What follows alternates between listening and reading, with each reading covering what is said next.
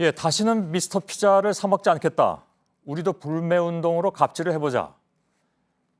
아신 것처럼 회장이 경비원을 폭행해서 논란이 되고 있는 미스터 피자에 대해서 이렇게 불매운동이 펼쳐지고 있는데 참 문제는 그 다음입니다. 그러니까 애꿎은 가맹점주들만 피해를 보게 됐다는 우려가 나오고 있죠. 최근에 이처럼 이렇게 회사 오너들의 잘못으로 불똥이 다른 사람들한테 튀는 일이 종종 발생을 하는데 이런 손해는 그럼 과연 배상이 가능할까요? 오늘 팩트체크에서 짚어보겠습니다.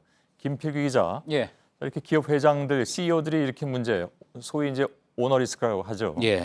이게 이제 기업 실적하고 연관이 될 수밖에 없는 거잖아요. 예, 그렇습니다. 바로 지난해 말이었죠. 간장을 만드는 몽고식품의 김만식 명예회장이 운전기사를 폭행한 사건이 불거졌습니다.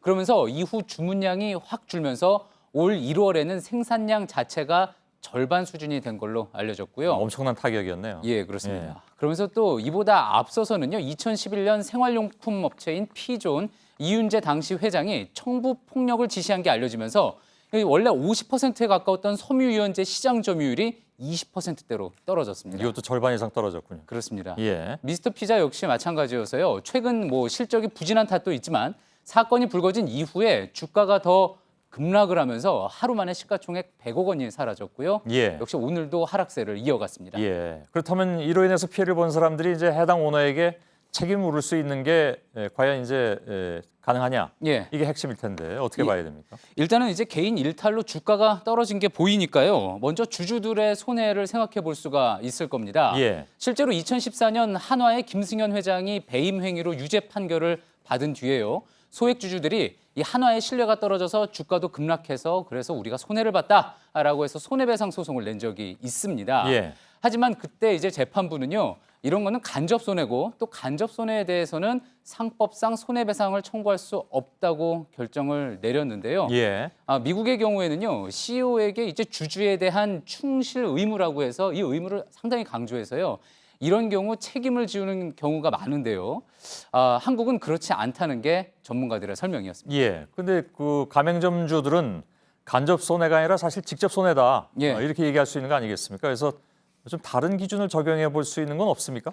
예, 분명히 주주와는 상황이 다릅니다. 그래서 이제 3년 전 도입된 하도급법상의 징벌적 손해배상제 우선 생각해 볼 수가 있는데요. 예. 대기업 횡포로 협력사가 손해를 볼 경우에 3배까지 손해배상을 하도록 한 규정이었죠. 예. 하지만 이런 거는요. 납품 가격 후려치기 이런 때 적용되는 거라서 이번 건과는 상관이 없습니다. 저 법적으로는 그렇다 그런 얘기죠. 그렇습니다. 예, 예. 근데 혹시 이제 가맹계약서상에 본사가 책임을 다하지 못하고 또 손해를 끼쳤다고 해서 민사소송을 걸어볼 수는 있겠는데요.